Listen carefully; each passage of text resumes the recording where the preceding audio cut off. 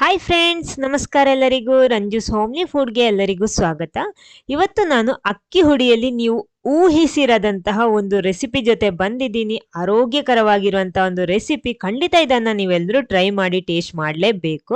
ಬನ್ನಿ ನೋಡೋಣ ಏನು ಹೇಗೆ ಮಾಡೋದಂತೆಲ್ಲ ನೋಡೋಣ. ಆಮೇಲೆ ನೀವು ಫಸ್ಟ್ ಟೈಮ್ ಈ ಚಾನಲ್ ನೋಡ್ತಿದ್ರೆ ಈ ವಿಡಿಯೋದ ಕೆಳಗಡೆ ಕಾಣುವ ಸಬ್ಸ್ಕ್ರೈಬ್ ಬಟನ್ ಕ್ಲಿಕ್ ಮಾಡಿ ಚಾನಲ್ ಸಬ್ಸ್ಕ್ರೈಬ್ ಮಾಡಿ.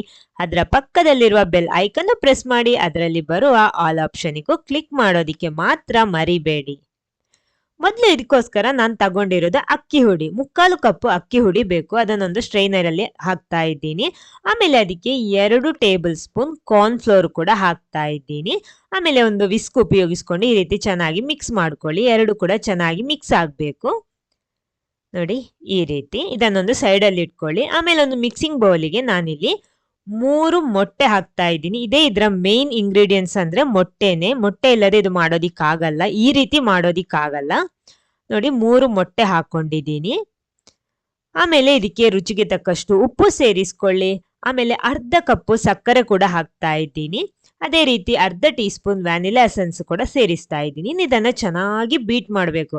ನಾನಿಲ್ಲಿ ಎಲೆಕ್ಟ್ರಿಕ್ ಬೀಟರ್ ಉಪಯೋಗಿಸ್ತಾ ಇದ್ದೀನಿ. ಹಾಗಿದ್ರೆ ಮಾತ್ರ ಚೆನ್ನಾಗಿ ಫ್ಲಫಿ ಆಗಿ ಬರುತ್ತೆ. ನೋಡಿ ಈಸಿಯಾಗಿ. ಇಲ್ಲ ಅಂದ್ರೆ ವಿಸ್ಕ್ ಉಪಯೋಗಿಸ್ಬೋದು, ಸ್ವಲ್ಪ ಟೈಮ್ ತಗೊಳುತ್ತೆ. ನೋಡಿ ಈ ರೀತಿ ಕ್ರೀಮಿಯಾಗಿ ಬರಬೇಕು. ಇದೇ ರೀತಿ ಬರಬೇಕು. ಆಮೇಲೆ ಸ್ವಲ್ಪ ಅರ್ಧ ಕಪ್ಪಿನಷ್ಟು ಒಂದು ಟೂಟಿ ಫ್ರೂಟಿ 2 ಕಲರ್ ಇಂದ ತಗೊಂಡಿದ್ದೀನಿ. ಅದಕ್ಕೆ ಸ್ವಲ್ಪ ಅಕ್ಕಿ ಹುಡಿ ಹಾಕ್ಬಿಟ್ಟು ಒಂದ್ಸಲ ಈ ರೀತಿ ಮಿಕ್ಸ್ ಮಾಡ್ತೀನಿ. ಇದನ್ನು ಕೂಡ ಸೈಡ್ ಅಲ್ಲಿ ಇಟ್ಕೊಳ್ಳಿ. ಆಮೇಲೆ ನಾವಿಲ್ಲಿ ರೆಡಿ ಮಾಡಿಟ್ಟಂತಹ ಮೊಟ್ಟೆಯ ಮಿಕ್ಸಿ ಇದೆಯಲ್ಲ, ಅದಕ್ಕೆ ನಾವು ರೆಡಿ ಮಾಡಿಟ್ಟಂತಹ ಹಿಟ್ಟು ಅದನ್ನ ಸ್ವಲ್ಪ ಸ್ವಲ್ಪ ಸೇರಿಸ್ಬಿಟ್ಟು ಈ ರೀತಿ ಮಿಕ್ಸ್ ಮಾಡಬೇಕು. ನಿಧಾನಕ್ಕೆ ಮಿಕ್ಸ್ ಮಾಡಬೇಕು. ಯಾಕಂದ್ರೆ ನಾವು ಕ್ರೀಮಿಯಾಗಿ ಆ ಮೊಟ್ಟೆಯನ್ನು ರೆಡಿ ಮಾಡಿದ್ದೀವಲ್ವಾ, ಅದ ಕಾರಣ ಅದನ್ನ ನಿಧಾನಕ್ಕೆ ಈ ರೀತಿ ಮಿಕ್ಸ್ ಮಾಡಬೇಕು.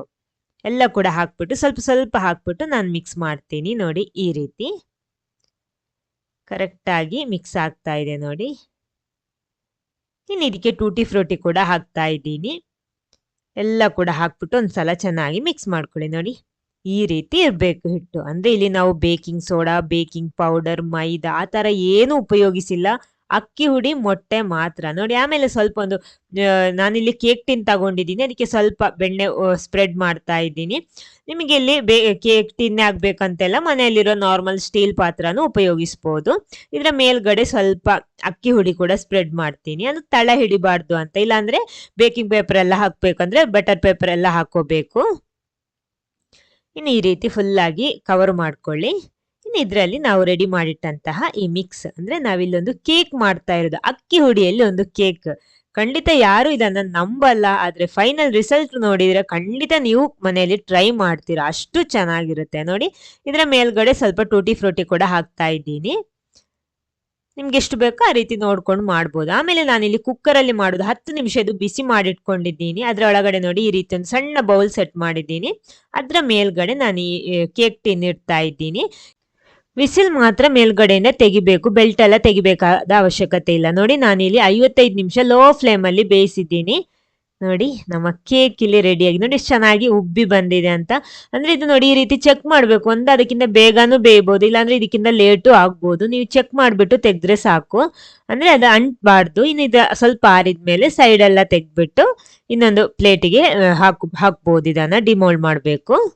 ನೋಡಿ ಎಷ್ಟು ಚೆನ್ನಾಗಿ ಬಂದಿದೆ. ಬೇಕಿಂಗ್ ಸೋಡಾ, ಬೇಕಿಂಗ್ ಪೌಡರ್ ಹಾಕಿಲ್ಲ ಅಂದ್ರೆ ಖಂಡಿತ ಇದನ್ನ ನೋಡಿದವರು ಖಂಡಿತ ಹೇಳಲ್ಲ. ಯಾಕಂದ್ರೆ ಆ ರೀತಿ ಸ್ಪಾಂಜ್ ತರ ಬರುತ್ತೆ. ಅಂದ್ರೆ ಆ ಮೊಟ್ಟೆ ಅಷ್ಟು ಚೆನ್ನಾಗಿ ಫ್ಲಫಿ ಆಗಿ ಸಿಗ್ಬೇಕು, ನಮಗೆ ಕ್ರೀಮಿಯಾಗಿ ಬರಬೇಕು. ನೋಡಿ ಕಟ್ ಮಾಡಿ ತೋರಿಸ್ತಾ ಇದ್ದೀನಿ.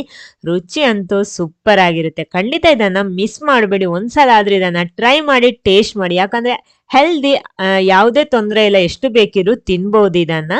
ನೋಡಿ ಈ ರೀತಿ ಇರುತ್ತೆ. ಈ ವಿಡಿಯೋ ನಿಮ್ಗೆ ಇಷ್ಟ ಆದ್ರೆ ಖಂಡಿತ ಲೈಕ್ ಮಾಡಿ, ಎಲ್ಲರ ಜೊತೆ ಶೇರ್ ಮಾಡೋದಕ್ಕೂ ಮರಿಬೇಡಿ. Okay, thank you.